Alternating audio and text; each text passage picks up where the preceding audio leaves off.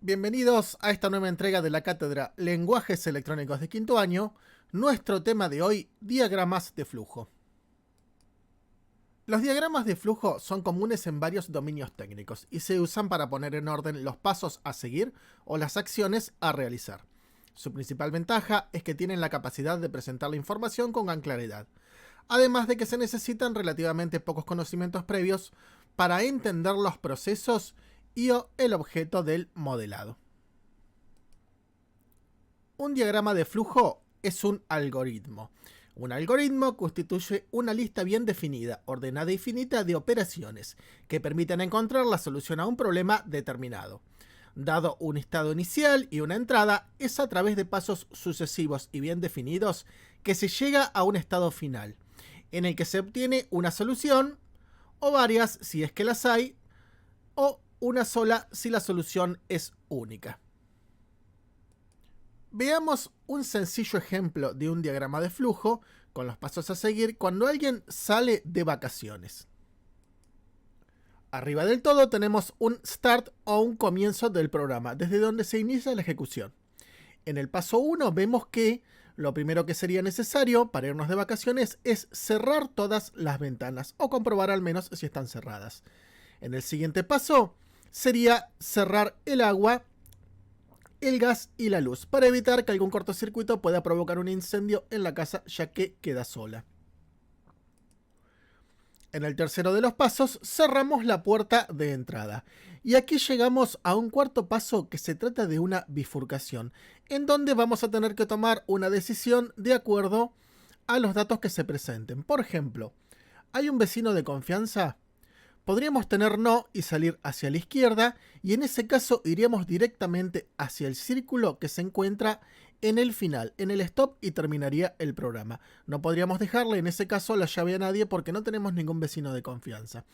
Si sale hacia la derecha, si es un sí y tenemos algún vecino a quien dejarle la llave, vamos a ejecutar un nuevo bloque. Este bloque solo se ejecuta si en el paso 4 obtenemos un sí. Y es dejarle un duplicado de la llave al vecino. Y luego pasamos finalmente al paso final, al paso del stop, que es donde se detiene la ejecución del programa y donde termina. En la descripción de los algoritmos o de los programas existen varios formalismos, pero de alguna manera sintética, las reglas comunes a todos para expresar algoritmos, según el paradigma de la programación estructurada, son los siguientes. Como primera regla, un diagrama de flujo se lee desde arriba o hacia abajo. Veíamos que teníamos un comienzo de la ejecución en la parte superior y fuimos siguiendo el camino de ejecución de acuerdo a las opciones que nos encontrábamos hasta llegar hasta abajo que teníamos un final. Un diagrama se compone de bloques, entre los cuales existen flechas que indican el sentido de lectura o de ejecución. Veíamos que las flechas nos iban indicando el camino o el sentido de la ejecución. Tanto al inicio como al final hay un solo bloque, start o comienzo y stop o final respectivamente. Puede estar escrito en inglés o escrito en castellano, no hay ninguna diferencia en eso. Para las operaciones de entrada o de salida se utilizan los bloques con la forma de un paralelogramo, tanto para lectura como para escritura. Y cuando decimos lectura y escritura, podemos referirnos en forma genérica a cualquier dispositivo, ya sea por ejemplo la pantalla, una escritura en una impresora, etc.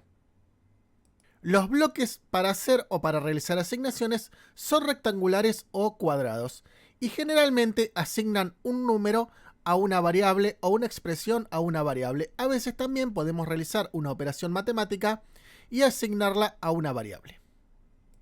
Una decisión tomada con base en una expresión lógica se expresa con un bloque en forma de rombo.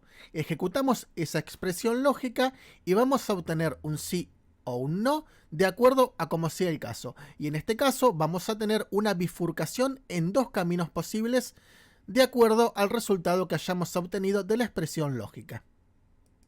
Y entonces lo que podemos obtener es una estructura selectiva alternativa, porque ahora tenemos dos caminos. Y tenemos dos bloques, instrucciones 1 que se ejecuta si es un sí, e instrucciones 2 que se ejecuta si es un no. Cualquiera de estas ramas, sí o no, puede dejarse vacío y puede haber instrucciones a ejecutar solamente si se cumple una de las dos condiciones, sí o no. En pantalla ahora vemos la instrucción iterativa mientras. En este caso se trata de un bucle. Si entra la expresión lógica en el sí, se van a ejecutar las instrucciones. Y fíjense que volvemos al comienzo. Las instrucciones se van a seguir ejecutando indefinidamente mientras el resultado de la expresión lógica sea un sí. Podemos quedarnos ejecutando esas instrucciones indefinidamente hasta que la expresión no se corrobore o no sea un sí. También tenemos una estructura iterativa a repetir. En este caso sería el equivalente a lo que en los lenguajes de programación llamamos for. Y se ejecuta mientras la expresión lógica sea no. Y siempre se van a ejecutar las instrucciones que vemos entre medio mientras este bloque se siga repitiendo. Como vemos, se trata simplemente de volver un paso atrás y vamos a estar repitiendo siempre el mismo bloque de instrucciones. Obviamente, el final de esta repetición sería alguna instrucción de comparación en donde cuando sea así la expresión lógica, podemos seguir adelante en el camino de ejecución de nuestro programa. Y recordemos que en cada una de estas estructuras, instrucciones significa cualquier construcción correcta de diagrama de flujo formada para uno solo o más bloques. Por último, nos queda la aclaración con respecto a las variables. Las variables simple, de arreglo o tipo array o de otro tipo cualquiera, de un diagrama de flujo pueden considerarse implícitamente declaradas desde sus primeras apariciones, o bien pueden declararse de manera explícita y detallada en un documento anexo al diagrama. De cualquier forma, la primera aparición de una variable debe ser en bloque de entrada o escrita en el lado izquierdo de una asignación, como vemos en pantalla. En el primer diagrama de flujo, del lado izquierdo vemos que es correcto, porque en el momento del cálculo de la variable j, la variable i es conocida y contiene un valor. Pero en el segundo diagrama, el uso de la variable k del lado derecho de la primera asignación no es correcto, porque aquí la variable k aparece por primera vez y no contiene ningún valor. Estas son las reglas que existen en general a la hora de diseñar un diagrama de flujo. Veamos ahora algún ejemplo de aplicación. Vamos a realizar el diagrama de flujo para leer una variable x y calcular el cuadrado de la misma. Y tenemos en el paso 1 el bloque de comienzo o start. En el paso 2, donde dice su variable getX, lo que estamos haciendo es asignarle a x un valor. En este caso podría ser una entrada desde un teclado o podría ser, en el caso de Arduino, desde un sensor. Lo que vamos a obtener en x ahora es un valor. En el paso 3 lo que estamos haciendo es hacer x por x, o sea, x al cuadrado nos quedaría, y lo estamos asignando a la variable y o y en el caso de la y. En el cuarto de los pasos, al escribir la instrucción put, significa poner y dice el cuadrado de x es y imprime la variable y que contenía el valor del cuadrado. En ese caso donde dice put podría ser imprimir, por ejemplo. No es necesario que esté en inglés como está en el ejemplo. Y luego termina el programa en el último de los pasos en el end.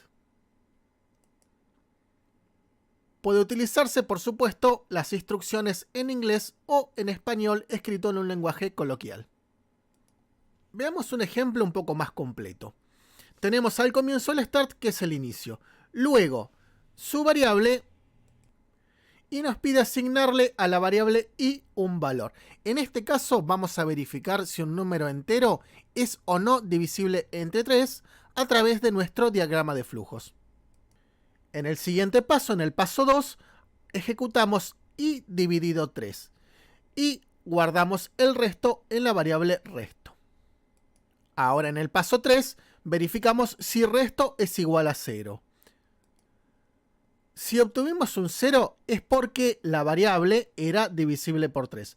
Por lo tanto, con el put ponemos en un dispositivo de salida La frase sí es divisible entre 3. Si lo hiciéramos en Arduino, podríamos hacerlo a través de la consola de comandos o a través de un display LCD. Si fuera en la computadora, podríamos hacerlo a través de una salida en el monitor. Si resto igual a 0 es un no, vamos a imprimir no, no es divisible entre 3. Finalmente, ambos caminos nos llevan al bloque de salida end, que vendría a ser el final. Veamos ahora el tercer de los ejemplos. Según el valor de una variable de entrada, se escribe falso si el valor de la variable es 0, cierto si el valor de la variable es 1, indefinido si el valor de la variable es menos 1 y error en cualquier otro caso. Y tenemos arriba del todo el bloque de inicio o start. Seguidamente, el paso 1, tenemos que asignarle el valor a una variable llamada n. En el paso 2 vamos a comprobar si n es igual a 0.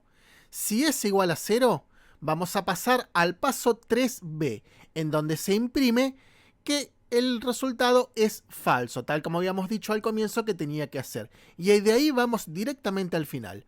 Pero si el resultado de n no es igual a 0 en el paso 2, vamos a pasar al paso 3, en donde tenemos una nueva verificación. Si en el paso 3 n es igual a 1, vamos a ir directamente al paso 4b, en donde se imprime en pantalla que es cierto. Si n no es igual a 1, y recordemos que antes tampoco era igual a 0, vamos a pasar desde el paso 3 al paso 4, en donde tenemos una nueva comprobación. Y ahora comprobamos si el valor de n es menos 1. Si así fuera y obtenemos un sí, en el paso 5b vamos a imprimir en pantalla indefinido. Si no, como no se pudo comprobar ninguna de las comprobaciones que hicimos antes, vamos a imprimir un error. O sea, es un error si n no era igual a 0 en el paso 2, si n no era igual a 1 en el paso 3 y si n no era igual a menos 1 en el paso 4. Como todas las comprobaciones dieron como resultado un no, terminamos imprimiendo que es un error, tal como habíamos dicho al comienzo del programa que debía hacer. Y en todos los casos, eso nos lleva al camino final del bloque donde tenemos el end y termina la ejecución. De esa manera podemos ver que vamos ramificando paso por paso de acuerdo a nuestra necesidad a la hora de resolver una tarea con el programa. De esta manera, nuestro diagrama puede ir adquiriendo cada vez más complejidad de acuerdo a nuestras necesidades. Bien, eso es todo por ahora y nos encontramos en la próxima clase.